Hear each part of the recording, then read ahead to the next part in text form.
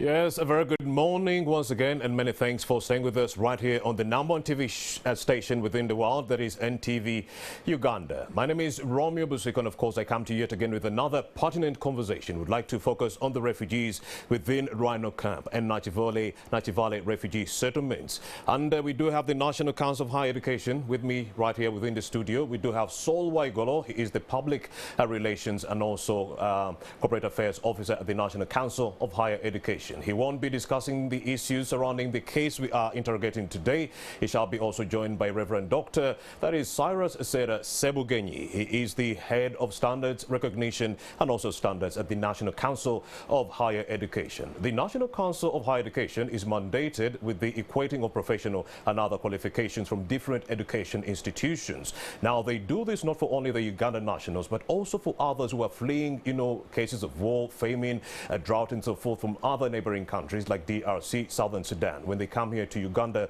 they find challenges equating the academic documents that they got within those countries and translating them into the Ugandan, translation of what that academic document might mean in the Ugandan standards. So that's why we are here, because so many refugees did not know about this directive or mandate of the National Council of Higher Education, and they thought this was a preserve of the host communities or the citizens who are enjoying this. But guess what? Even you as a refugee, you can leave Southern Sudan, you can leave Burundi, you can leave DRC with your academic documents, and you come here to Uganda, and the National Council of Higher Education helps you translate that into, the Ugandan settings in that regard, so that you can continue with your education or you can get a job in that regard. But many have been grappling because they didn't know that this issue or tool was available at the National Council of Higher Education. So let's interrogate this issue and a lot more.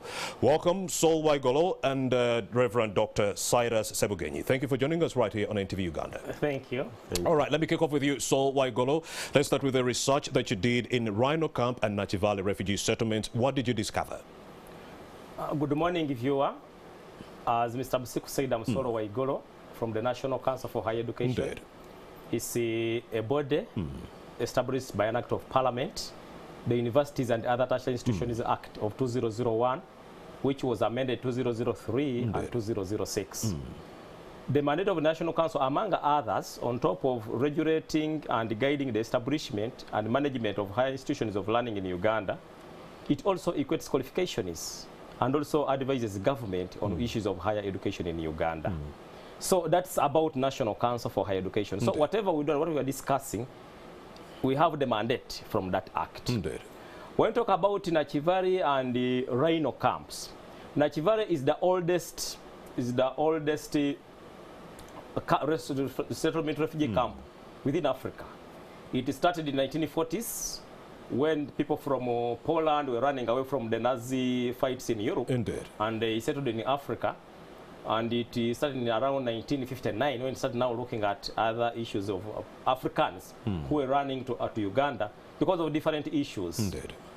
Sometimes war, others famine, drought, so many factors, including religious conflicts and tribal conflicts. Indeed. So if you talk about refugees in Uganda, they make about 1.5 of the population of Uganda. That's 3.3% of our population. Yeah, 3.3% of the population. But most of those people in Uganda, they come as refugees when they are either educated or they have reached a certain level of education.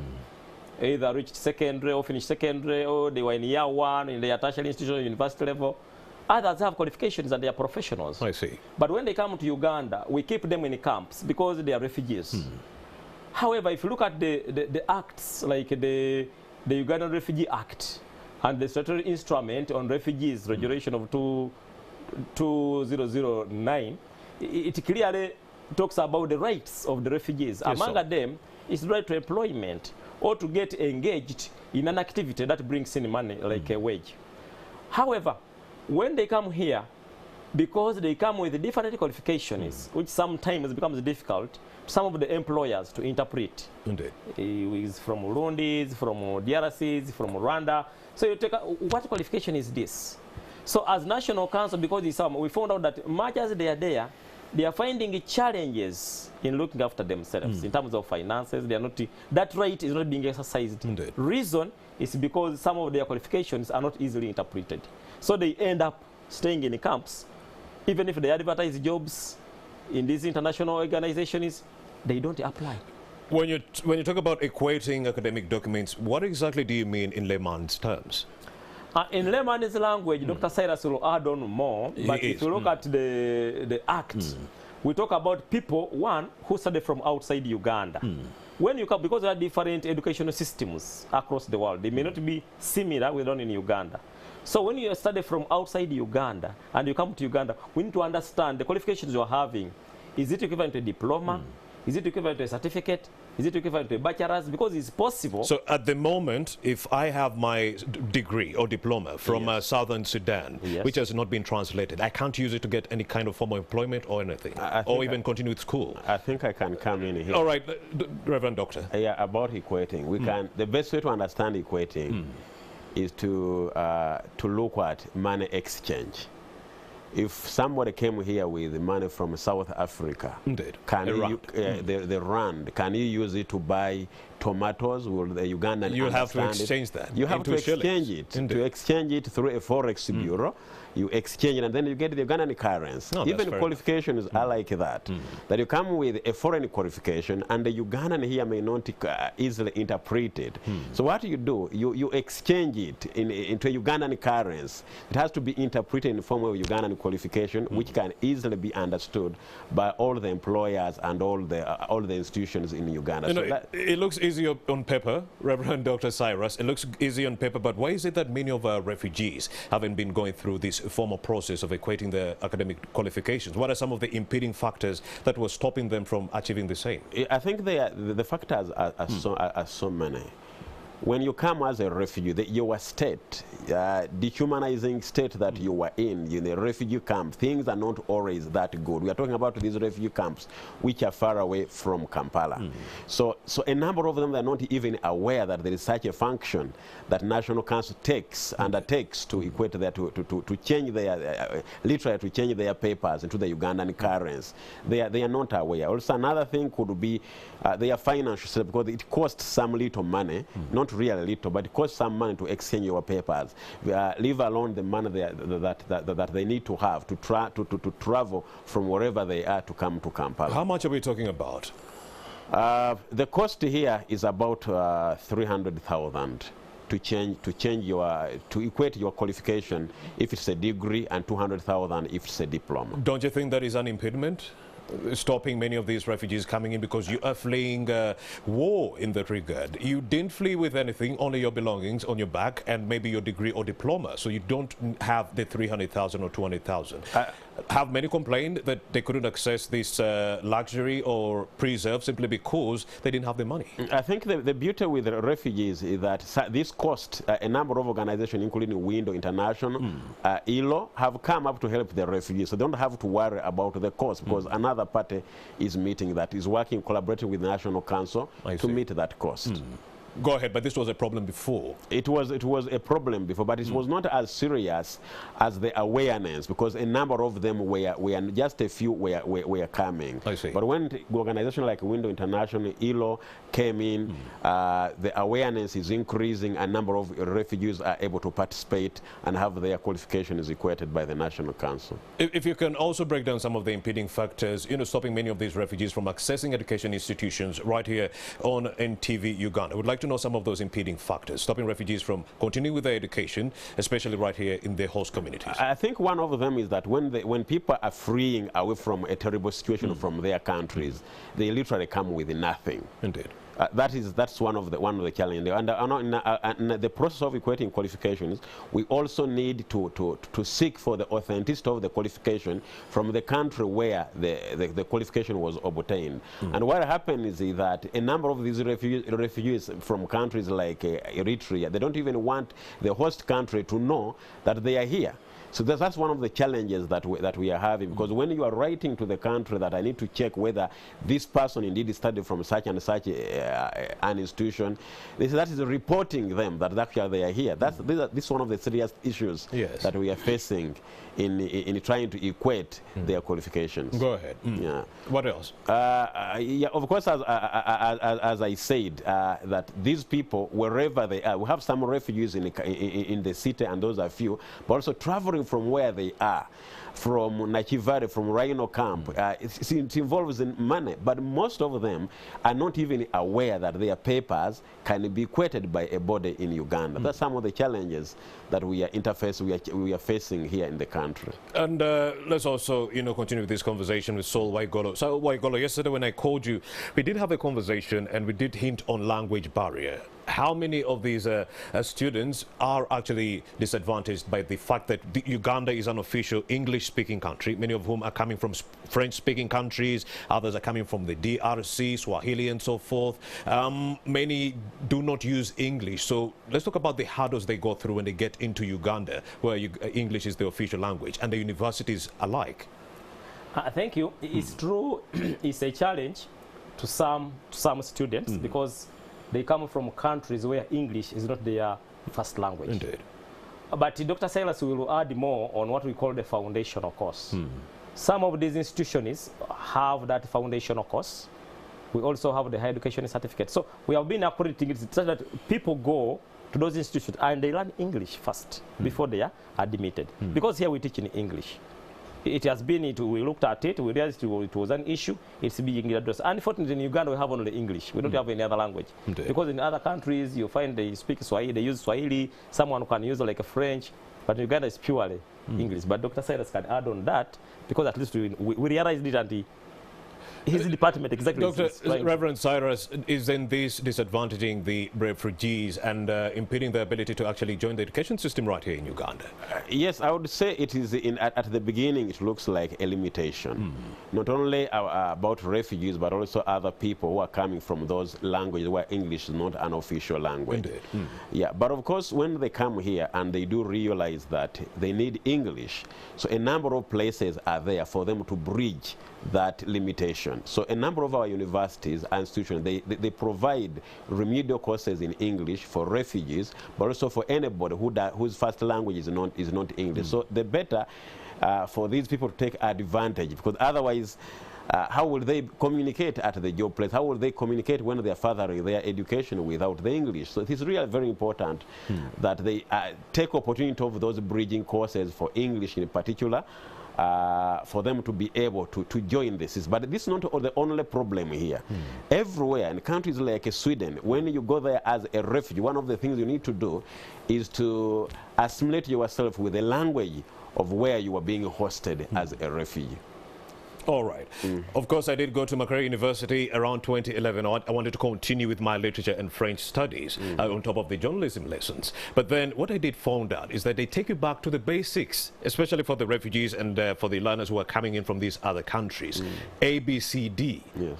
For someone who is at the university stage, I was like, why are they wasting too much time on this? When will they get onto the nitty-gritties? You understand? And when I went to French, it was like the R-A-E-O-U back then. They were teaching them stuff that we learned in senior one, but they were at the university level. Can we tweak the curriculum to ensure that we accommodate these group of refugees who are seeking to, continue their education? Because what I'm seeing at the university level being taught, especially English, it is grade 1. Yes, I think the issue here is that for you who knows something, it looks the best. It's just the best. But if I came in and have not interfaced with English, where should I begin from? I begin at the lowest level. And then I accelerate. I do this a little faster than a primary one child. So for the refugees, yes, if the foundation is loose, they'll find it difficult. So you begin with the basics, because the basics are extremely important, but you quickly build onto that foundation and they pick up. So they have a marathon program. It will not take them 14 years to learn all the English that you learn up to the university. It will take them 6 months, beginning with the basics, but doing it a little faster. So in this program, they only study English for 6 months and later they are integrated in the course they want. Let me say like this, that every university, every institution has its own modes of operation. So you go into that university, they give you a program. Depending also on how fast you are learning. It can take you shorter, it can take you more time. But also let's also understand that you not learn in 6 months all the English that you needed to learn. So you're going to, it's just a foundation, but you're going to build upon that even as you are entering the program at the university. Let me also say like this also happens everywhere.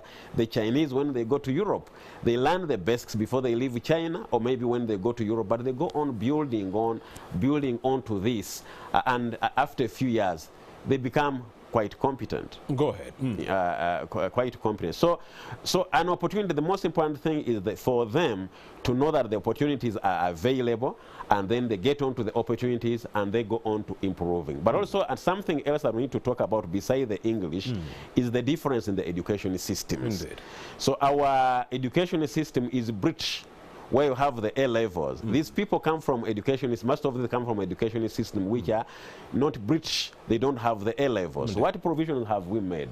On top of equating qualifications, we have a bridging program. Now this is bridging the education system.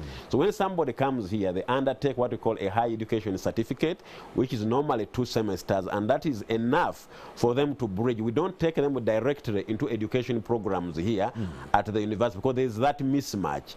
And the bridging program helps to bridge that difference in the education system. For example, between Somalia and Uganda, between South Sudan and Uganda. Because what they have in South Sudan, for example, when someone comes with that qualification of secondary school, it's an equivalent of O-level. And so when you come in Uganda with an O-level qualification, you don't use that one to join the university. You need A-level. So how do you do that? The alternative is for you to go through A-levels and to take you 2 years, or to go through a bridging program, which is 2 semesters, and after that, then you can join a form program here in Uganda. Those are the steps that we have taken to support not only refugees, but also other people who are coming from education systems where there is no A-level. But of course, Samuel Igolo, we are not only talking about the refugees who need to have their documents translated. Of course, you also have Ugandans who leave this country. They'll go to America to study from there, but when they return, you need to actually equate those documents, don't you? Talk to us about that process. Thank you. If you look at the act as we said, it's a mandate of equating qualifications to Ugandan standards. We know some people come back to Uganda and they are lucky, they get employed, and the employer, you can come to any TV and the employer doesn't request that we need to understand your qualifications. They just receive and they give you the job, you are lucky. But some agencies have now gone ahead to request for recognized qualifications. Because one, we look at when you went to Europe or wherever you went, is that institution accredited in the country where you studied from? Because it's possible to live in Uganda, you go to Europe and you study from, let me use the word Quack, a Quacker university or a Quacker institution. But you didn't know that it was accredited. Which is not accredited. So when you come back to Uganda, we tell you, okay, you went to US, you studied, but this institution is not accredited. Therefore, if the institution is not accredited, it means even the qualification is not recognized. We also look at the program you did. So those are some of the things we do at National Council. Although people come to know us when it comes to equation, when it comes to politicians. When they come to National Council, they're going for nominations. But we don't do for only politicians. It's a routine work we do on a daily basis. And people are supposed to come. Then we also look at maybe you don't have direct A level and you want to go and do a course. You come and bring your qualification, maybe it's a certificate. We can interpret it for you. That now you can be admitted for a diploma or can be admitted for any other qualification. So it's not for only people who are studying from abroad, but even those who study from Uganda and they don't have direct A level and want to join. Oh, I see. Yes. Then also like you those have who your want diploma, your certificate, but you want to cross over to the university. They are those, minus the 2 years at A level. Yes. Then there are those those with some qualification is maybe the employer is not interpreting them well. So you also take that chance, opportunity to interpret for the employer. They write to us. Because maybe when any TV has advertised and shortlisted about 10 people, they bring the list. Busiku, Tom, who had a pass, these are the qualifications. Interpret them for us. This bachelor, is it equivalent? Because sometimes they say equivalent. Is it equivalent to mass communication? So that's what we do at National Council. So it may not be for people who study from outside, but even those in Uganda. So if you go to Kenya and there's that university that is not accredited, then you come back to Uganda here and you try to get it translated. As long as it's not accredited, you won't get any help. Dr. Cyrus will add more, but we can't recognize the qualification when the other country doesn't recognize the rationale of that happening. I still go. I paid my school fees 3, 4, 5 years. I come back to Uganda and they're telling me the university was never accredited, but it's still operational in that country. country. Yes, I can still relate this to the dollars. Right. You are a trader. You are a trader. You Yes. take your goods and services to South Sudan, and they pay you using fake US dollars. I see. You bring the fake US dollars to Uganda, and then you take them to a forex bureau. What They won't accept them. They won't accept them, but they will punch them, showing that they are what? They are fake. So yes. the same thing applies. If you go to, you get out of Uganda, you go to the US, you go to whichever country, Kenya, and you get your degree or diploma from an institution which is not accredited, that is as good as a fake dollar. When you bring it here, we should put holes, punch that paper to show that it's actually what? Fake. It's fake. That's the simplest I can. That's where the significance or importance of background checks comes in, Reverend Dr. Cyrus. Yes, Am I right? Yes, extremely. Background checks, you do some background checks, you investigate the university you want to join. Is it accredited? You know, so that you know you're not the end loser at the end of the day. I think it's really very, very important. It's actually very important for Ugandans who go to study from wherever they go to check with the National Council. Is my university where I'm going to study in accredited? Is it authentic? Is it in good standing in the country where I am going? The same thing applies. There are some fake institutions which are operating undercover in Uganda. And so if foreigners come, or even Uganda go to such an institution, whatever they get from there is as good as a fake dollar. So it's very important, not only outside, but also in Uganda here, to check that institution where you are going to is accredited. Not only the institution alone, but it's also important to check that the program you are going to undertake at Makerere, even at any university, is okay. So it's really very important. So at a personal level, you must check this, take this underground background check. It must be at a personal level. You must take this initiative to check that where I'm going, everything is okay. And National Council can give you that platform, can help you to know that this is okay where you are going, or it's not okay. Of course, we're having this conversation on equating of academic documents for the refugees within Nachi Valley and also Rhino Camp refugee settlements. If you are a refugee, please, you need to be paying attention to this conversation, because this is not a luxury or a preserve of the host communities of the citizens within this country.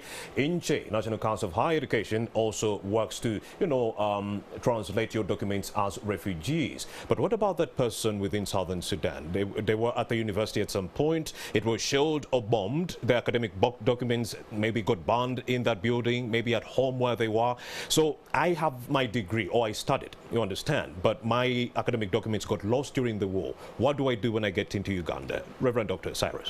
Yes, the beauty with the institution that the records are there. I might lose all my academic qualification, but my record is in the institution.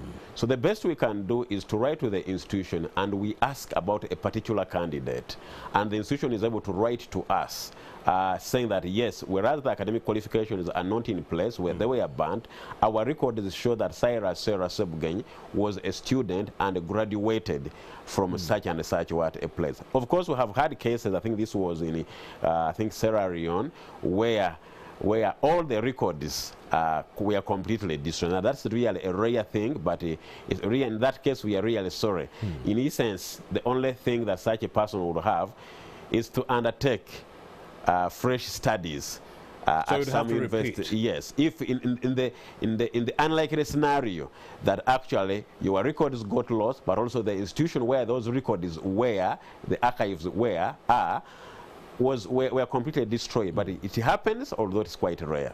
What if you reach out to the leaders or the administration of the school and they can actually confirm Romeo Busiko was at this university? Would that be confirmation enough? Yes, that's what I said. Actually, with yes. hearsay, no documentation, just approval no, from a phone call. A phone call, maybe with the you see, as we are undertaking the process of equating, let us also remember that they are fraudsters. People who misrepresent themselves, that actually, and we have these, so many of them. And so when you write to the other institution, they confirm that this student was not here, was either here or not here. And we get this from countries I don't want to mention, people trying to come to Uganda, and so we are refugees or we have run away from our country, and they present you papers which are fake, only to write to the embassy or to the country, to the institution in the country. They say, no, such a student was never in our institution. So, Waigolo, you wanted to make a submission to that? I wanted to emphasize what Dr. Cyrus has been talking about. Yes, sir. You see, the challenge is the people come to National Council. You come today in the morning at 11. You say, I'm going somewhere. Could I have my my letter equating my qualifications by midday. I'm going away. That's not the way National Council operates, because this qualification is not awarded by National Council, or was not awarded by National Council. So you need to take your time to We have to confirm. write to the institution that awarded, that owns this qualification, that gave it to you. So we write, okay, maybe Busiku studied from maybe Turkey. Serena University. So you write to Serena University. Busiku studied from there. These are the qualifications. Are you aware? Can you confirm? So we wait until we get a confirmation from Serena University. That's when we shall take a position, then interpret. Because it's possible for you to be at Serena University and you didn't complete. It's possible maybe you went there to check on your brother and you were in the hostel and you think you were a student there. So we must get a write-up from this institution because it owns this qualification. That's why people come and say, I went there last week, my things are not ready. Because you have not received a communication from the university. So it takes time, because you're looking at an education system in Kenya. They do not have A-level. Someone from senior folk can just transit all the way to university. So such issues, how would you translate that in the those countries have agencies that are similar to National Council, the way they operate. So we may not write to an institution, or if you write to an institution, maybe it is no longer there. Then you write to the higher education in Kenya, or the higher education in Rwanda, to all the agencies, the universities in Tanzania. Then they confirm that that university used to exist, and we have this information, we have these records. That's why it's important for these institutions to submit records to National Council for Higher Education and the other agencies in those countries. Because if we fail to get a university and it collapses, then people run to National Council. And of course, we are talking about the refugees within the refugee settlements right here in Uganda, and how best they could have their academic qualifications equated to translate what the education institutions really need right here in Uganda. We're talking about 1.5 million refugees within this country, majority of whom are coming in from southern Sudan. The second biggest country has to be DRC. We have so many refugees coming through. You have Burundi, you have Rwanda, Ethiopian refugees, Eritrean refugees. Somalia. Most recently, we do have the Afghan refugees, also the Somali refugees are here, and we're also waiting for the Ukrainian refugees also to come through anytime soon. This country is open, the borders are open, so please, if you're seeking for some kind of a safe haven, Uganda is that safe haven. We even equate your academic qualifications. If you're in Ukraine right now and you're saying, how best will I study when I go to Poland or Uganda or any of these host countries? Uganda has that ability to equate that academic qualification so that you can continue with your education unabated. You were also telling me yesterday, Waigolo, that you discovered that many of the refugees within this country stay here for a long time. And because of the length they stay in this country, it is imperative that they continue with their education. True, it's possible. Is that what compelled this research? The reason is why we equate qualification is we talked about getting a job, so employability, but also equate qualification is for further studies. Because you have your qualification, but you want to further your education. So that's one of the reasons why we equate qualification. So as National Council, we equate qualification is how and what you use it for. It's between you. Maybe you want to just equate to understand the standard. So we equate for people who want to go for further studies. So like refugees, when they want to go for further studies, it's possible because it's a right within the rights of the refugees as per the Act.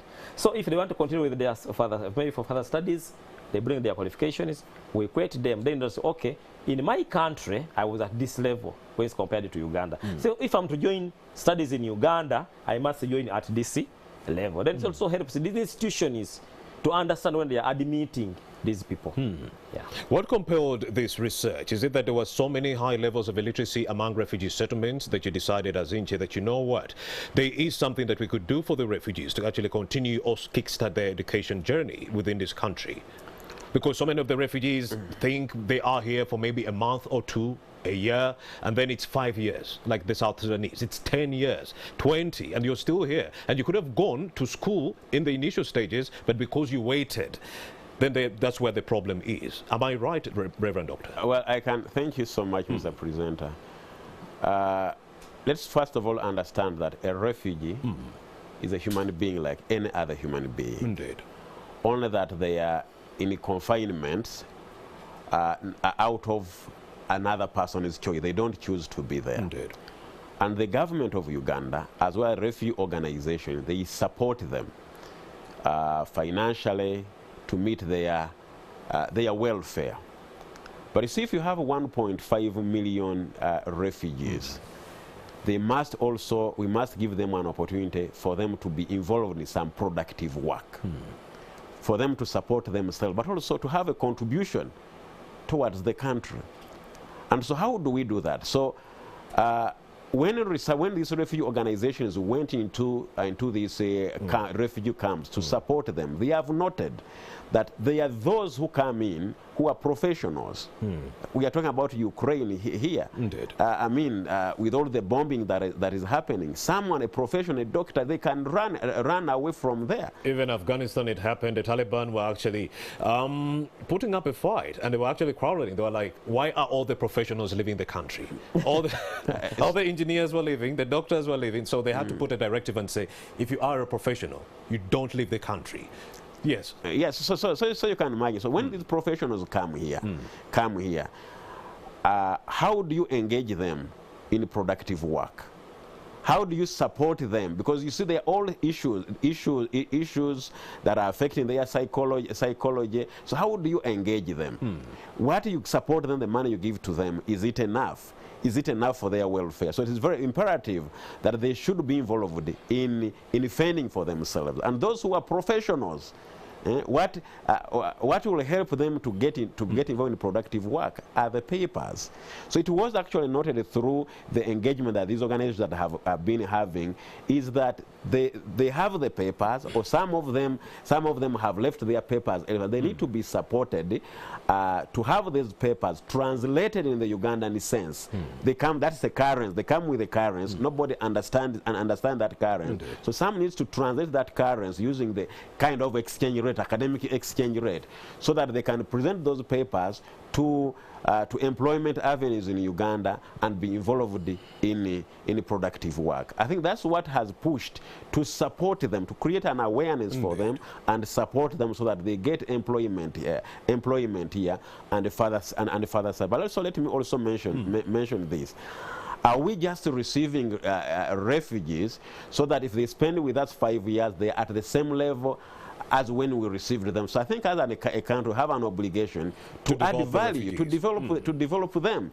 So when they are here and somebody ended in P7, in senior 4, can they further their education so that 5 years to come, they are better refugees than when they came in? And that's the reason we kind of need to support them to go for further studies, but also to gain some kind of employment here in Uganda. You talked about gaining employment. How easy or hard is it for the refugees to sustain employment or work within this country? Because we are talking about language barrier here and there. Academic documents, yes, they have them, but then the execution of the job is what I'm talking about. How many can sustain these jobs that they get? I think the refugee organization would be in a better position because they have done this. They have done this research. Or they're just being absorbed within the refugee agencies to do humanitarian work. Well, I don't have the answers. But when you walk in Kampala, when you drive through Kampala, you definitely see a number of nationalities who have been assimilated into the Ugandan system. And Ugandans have also been elsewhere in the UK and the US. So any human being can quickly and easily assimilate into any structure of any country if an opportunity has been given to them. This is what I discovered in the Bunga area. Reverend Dr. Cyrus Sebugenyi. South Sudanese refugees are the biggest number within Gaba. The area Gaba Road, yes. Then you do have the Eritreans, you do have the Ethiopians, many of whom are studying around Victoria University. You do have IUEA, International University of East Africa. You do have Kampala International University on the same route. You have Kampala University down in Gaba. So many attained academic qualifications, but 1 out of 10 received a job here in Uganda. Many were telling me, I finished, I have a degree right here in Uganda from our institutions here, but they couldn't find work at all. Talk to me about that. Well, I think the issue of unemployment is broader than the refugee issue. For them, it was worse. Just simply being a refugee, they wouldn't find work. They find difficulty finding work simply because they were refugees. It could be, and I think maybe this could be at another level, because if you are a foreigner, to be able to get employment in Uganda here, you must have a work permit. Maybe we need to support them first to get work permit. We need to ask questions: did they have work permits to work in Uganda? You're telling us, irrespective of the degree, you need a work permit? if you are a foreigner, I don't know if there are special exemptions for refugees, but as long as you are not a Ugandan, you need a work permit to be able to work in Uganda. Go ahead. So we need, I think, to support them. What these refugees can do is to support them access work permits. And maybe there it will be easy. But also, gaining employment in Uganda has a lot of factors. What have you studied? What have you said? Because there's also a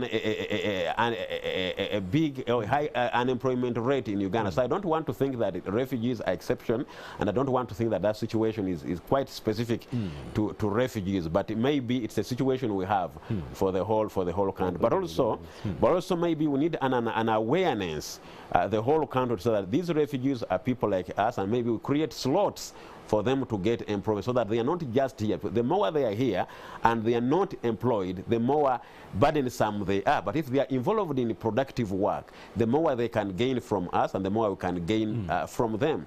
Of course, Olo Igolo, when I was having a conversation with you yesterday, you were telling me about how some South Sudanese nationals came here, attained very good degrees, and they went back and they even became ministers in that regard, in their home countries. Meaning the documents really carry a lot of weight right here in Uganda. When we were discussing, we talked about, you see, Southern Sudan had a long spell when they were in the war. But after the war, now they realized that most of their people, either they were in the army, either they were serving in their local governments, they call them governors, I think. So they ended up now, they had to further their education. So most of them came to Uganda. And when they went back, I gave you one example of a college I studied with. Yes. At least that one I know. The rest I may not be sure. Indeed. So for him, when he went back, he became a big person there. Others I don't know, but maybe they were like him. But what we are talking about now is... They were, because many who had failed to find work here in Uganda, they went back to their home countries and they didn't find good work. Yes. So you see that when they, as National Council, we are now looking at these people, furthering their education, attaining these qualifications. I see. As Dr. Cyrus said, when it comes to employment and unemployment, we don't work in isolation. We also have other agencies which handle that part. So they can ably explain to us, maybe the nation, why and how. But sometimes the issue of the work permit. Sometimes you see some adverts, they say qualified Ugandanese. You have ever seen such adverts in newspapers? Indeed. So isn't that highly discriminating? That one I may not say yes or no. As I said, there are certain agencies we can talk about it, because I also sit in the papers, but I fail to analyze and why. So, but we need to understand now, as National Council, look at these people, the refugees. They have their qualifications, or the others didn't finish. So, can you finish your training, or can we quit your qualifications? Maybe you wait for another chance. If a chance comes and you're employed, be prepared, because luck is for those who are prepared.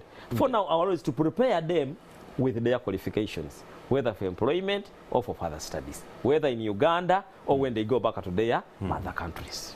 Well, of course, go ahead. I just want to add on and say that the refugee status, it may be long, but it's not permanent. It has happened previously. We had Rwandan refugees here in Uganda. That situation ended. Indeed. We had refugees from South Sudan. They are still here, but the situation is kind of Some ending. are going back. Some are going back. From history, we know that these refugees, they have been in these, they have gone back to these countries, and they have held a position. They are the ones holding the government together. So the issue is, what can we give them today while they are in Uganda, so that when that time comes, when their status changes, when their refugee status changes, they can be of use to the country where they came from, but also there's a reciprocity when they now become big people, important people in their governments. You know, we benefit bilateral arrangements, trade and so on. So I want people to get to know that yes, the situation they are in is not permanent. It's for a short time. It may be a long short time, if that phrase really exists, but it's not permanent. It will come to an end. And when it ends, people need qualification, not just even a qualification is a representation of the competence that someone has attained through an education system, and they will use this. So yes, unemployment may be a temporary situation here now, but the future is brighter, especially when the situation normalizes and the country countries where they came from. And we already see this in South Sudan. You spoke about formal employment and work permits, making it harder for them, to join the same. There's also the issue of education retention, retaining the refugees within the system. How many of them are passing these foundational courses? How many can ably interpret a question in English? We are talking about the pass mark rate of the refugees. How easy or hard is it for them to actually pass the exams right here in Uganda? We have not undertaken research to really talk about the percentages, but I remember one university was giving percentages. One of the universities on Gaba Road, which takes on many people, and actually noted that the pass rate is about between 60 and 70%, and the problem has been English. But even these ones who fail are not completely thrown out of the system. They are given a remedial. So a lot is being done by this institute to ensure that everybody comes on board, unless someone completely failed, and then they have to be thrown out of the system. Yes, still English.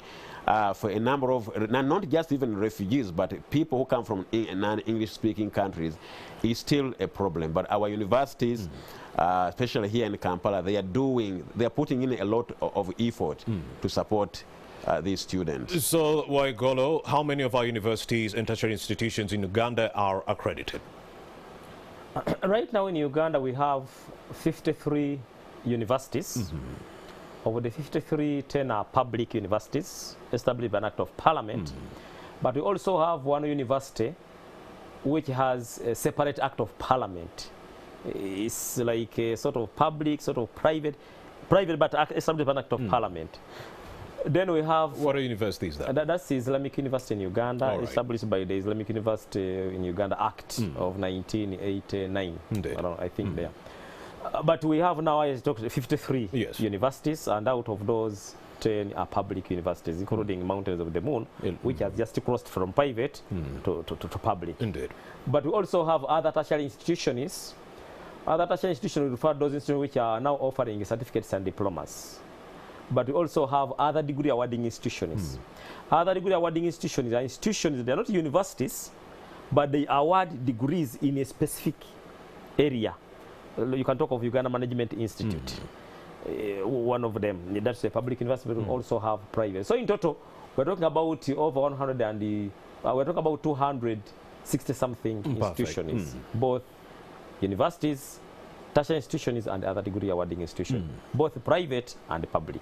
And of course, yesterday you were telling me that some of these universities succumbed to the pressures of money. Many of these refugees, when they come in, they come through with loads of money. But then many of these universities were taking them in irrespective of the papers they had, whether they passed or not, and so forth. Don't you think that compromises quality at the end of the day of the person that you are passing out? The good thing you said it well, that they were. So now that's now history. Indeed. But because the National Council, one of our function is to monitor institutions. What did you do to stop that trend? When we monitor institutions, we come to find out how these institutions, how these students were admitted. Because among the things we look for is how these students were admitted. We look at the admission requirements, whether they met the requirements to be admitted in such universities. And those which were, not all, but you can't find one or two, which were trying to go behind the rules and the, to be honest, standards. So like there's a refugee you interact with, and this refugee wouldn't hold a conversation in English in 2 minutes. So me, I would be thinking, how is this refugee going to be able to interpret the questions in 1 hour or 2 hours in an exam? Isn't that what we are talking about? Quack universities taking in these refugees and making them missile. I can quality. I can respond to that. Number one, is that whether you are a refugee or whether you are a foreign or Ugandan, you must meet the minimum admission requirements that National Council has put in place. I see. So these are not lowered because you are a refugee, because at the end of the day, a refugee or a foreigner is going to get a paper, is going to get a qualification from a university in Uganda, and that qualification it has no status whether you are a refugee, a Ugandan or not. They are at the same standard. So all of you must meet the minimum standards of admission that National Council has put in place. So if there is any university which has admitted someone without meeting the minimum admission requirements, definitely that paper will not be recognized by National Council for Education, and National Council will require that university or that institution to cancel that degree, even if it was awarded. So this is a warning to all our universities or our institutions that you risk being sanctioned by the National Council if you admit someone without following the minimum requirement that National Council has put in place. Number two is that English is the official language of communication. I know there is also Swahili, but a number of our institutions, I don't know of any which conducts studies in Swahili. No. So English is our official language. So any student admitted to a university formal program must be able to write and express themselves in English. So if the student cannot express themselves in English in the first place, they shouldn't be admitted. They should be given an opportunity to learn English first. How long does it take? It will depend on their previous background, on their mental capacity. Yes. If they cannot completely comprehend, understand the English language, then they will not be fit for university programs. So the issue of this student who doesn't understand English, for them to be given a paper in English and they do it in 2 hours, it will not arise.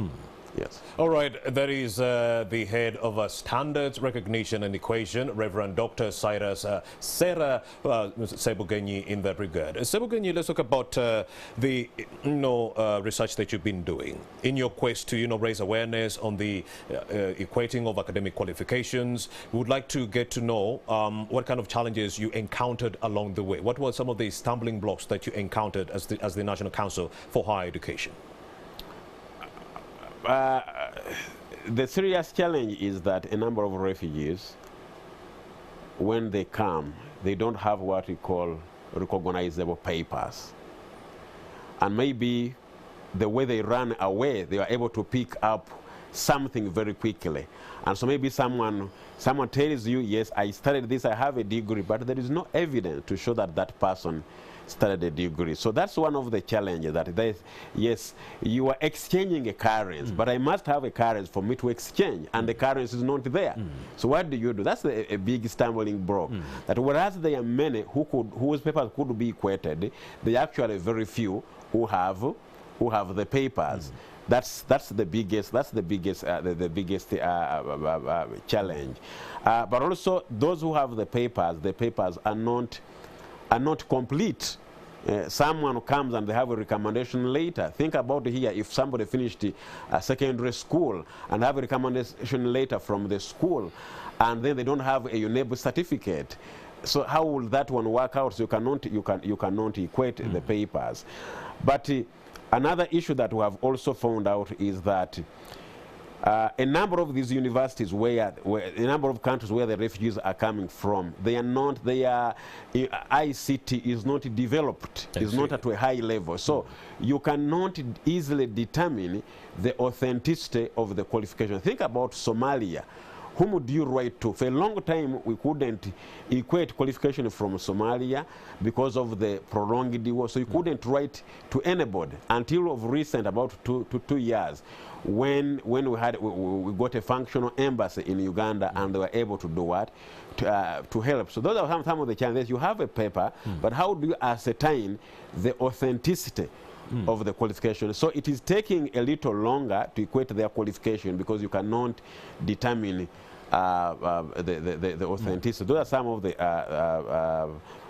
challenges that we are finding. But of course, also these countries, people take advantage of these countries. For example, you know that Somalia was there, the country was there without a functional government. So you find everybody trying to set up an institution for the vulnerable population. And so people get papers from institutions that are not recognized.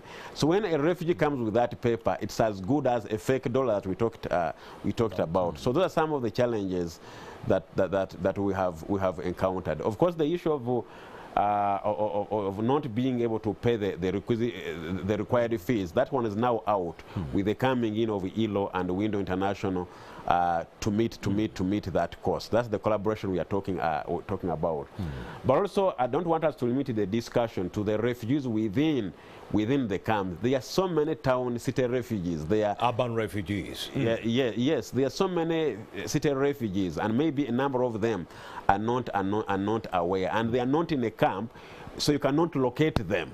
Exactly where they are. The one of Nachivara and Reno, you can locate them, but there are so many. And most of those in the town are the ones who have the qualifications. So maybe this awareness, we reach to them and tell them that, yes, there is this function, this service that National Council can help you with. If they don't have money, let them come. We shall establish whether they are indeed refugees, together with the Window Window International and ILO, and be able to support them. All right, let's also break down the pros that come with equating your professional academic qualifications with Solway Golo. Let's break down those, pros of having to equate your academic qualifications, because we do have people out there who need reason to do so. Let's give them a reason. The reasons why we want to equate qualifications, I think I mentioned them. Why it should be important for them. And why it should be important for someone. What do they gain when they equate their qualifications? What do you gain? One, you have your qualifications recognized. Because it's very important to have something which is recognized. As he gave the example of the currency. If you have a currency which is not recognized, you are more or less like having nothing. Indeed. So it's important to have the qualifications which are recognized, whether you're having them in the house, how you're going to use them. They must be recognized in Uganda and outside Uganda. So it's very important to hold something you know its value. It's also important that when you have these qualifications, it's possible to have the when you don't know what exactly it is. But if you come National Council and we're going to say, okay, this qualification is equivalent maybe to this qualification. Although we get challenges, someone will get like 3 diplomas and say, I have 3 diplomas. Can't you give me a master's? Because each diploma is 2 years, those are 6 years. And in Uganda, a bachelor's is 3 years, then a master's is 2 years, those are 5. So I'm above even a what? A master's. So, but coming up with 3 diplomas or having them in your house and you think they're equivalent to a master's, you come to National Council, the remaining diplomas. It's like having 10 goats, the remaining goats. They're not cows. But some people hold such masters and say, for me, I'm okay. I have 3 masters. I'm better because I was in the university for 6 years. Go ahead. So that's why we want people to come to have their qualifications interpreted, to have them recognized, and also for them to know what they are holding. Reverend Dr. Cyrus Sebogenyi would like to know what kind of criteria is followed by these refugees when it comes to getting their academic qualifications, recognized and also equated. What do they need to come with at the National Council for Higher Education? What kind of, criteria do you follow? Okay, National Council has a well-established procedure for equating of qualifications for everybody. However, for refugees, what National Council did is that when we visited the refugee camps, we were able to ask them to give us qualifications, which we made copies of and carried them along for equating. And so we are going to give them later. So what the refugees like in town can do is for them to come to National Council with their papers, and also something, maybe a paper that actually shows maybe their ID that shows that they are refugees. These ones because of the collaboration we have with the ILO and the Window International, we are not going to require them to pay. So as long as they bring their papers and prove that they are refugees, because they are people who are here, foreigners, they are not necessarily refugees. Those ones we are not going. They'll have to go through the normal process and they pay the required fees. But for the refugees, that fee is being taken care of by another person. But the one is in the camp, we went there, and if there is anything else that we never picked from there, we can actually they can alert us, and then we can go. They don't have to meet any cost. We will work with Window International, with ILO, and then pick the papers. All right, there is Reverend Dr. Cyrus Sebugenyi. Thank you so much for having made the time to speak to right here on NTV Uganda, and also Sol Wayogolo, the Public Relations and also Corporate Affairs Officer at the National Council for Higher Education. Thank you too for actually making the time to speak to us. And of course, yesterday, Wayogolo, before I let you go, you were telling me about a proposal in the pipeline. If I did my HLD, History, Literature, Divinity and French at A level, I have a chance right now to go to university and I study medicine. Why don't we bring it for another day? Because I see we are running out of time already. It's a longer discussion. You have a 1 minute. So yes. we can organize another that possible? day. We come with Dr. Cyrus, then we talk about it. But is it being... But he can add more. Just 1 minute, within 1 minute, is that when does somebody become a scientist? In our Ugandan institution, we have defined that to become a scientist, the moment you finish all, because at all level, we are all the same. Indeed. I did 2 years at the university, and then I become either arts or science. What we are saying is that if you look at the national agenda of the government, is to have more scientists. And so if you cannot have more scientists when all the students are going to arts. So the strategy is get the art students and transform them. And how do you transform them? Is by giving them a bridging program. They are because a number of students fail to take sciences because of the schools where they went to, they don't have the facilities. So what do? You bring them to a university which has the facilities and the lecturers, and you take them through a special course. It's not that I have my history, RE, and immediately I join medicine. No, you have to undergo a bridging program which is science-oriented. Then you are transformed, and then you are able to take on science. If this is a reality, will it also include the refugees? Definitely. We said every opportunity that a Ugandan has, the refugee will also have. And on that note, we've exhaustively come to the end of this conversation. Thank you so much, Reverend Dr. Cyrus Sebugenyi, for coming through. He is the head of that is recognition, standards and also equation at the National Council for Higher Education. We also did have Sol Wayogolo, the Public Relations and also Corporate Affairs Officer at the National Council of Higher Education. Gentlemen, thank you so much for coming through and enlightening us with these details. Indeed. Highly appreciate. Thank you so much. And to you who has been watching us for the last 1 hour, thank you so much for that undeterred love and support. Justin Angaruchiremu shall be coming through at around 12:30 with the sports update, and at around 1 p.m. I shall be coming through with an update on the latest news stories making center stage here in Uganda and elsewhere in the world. Good morning.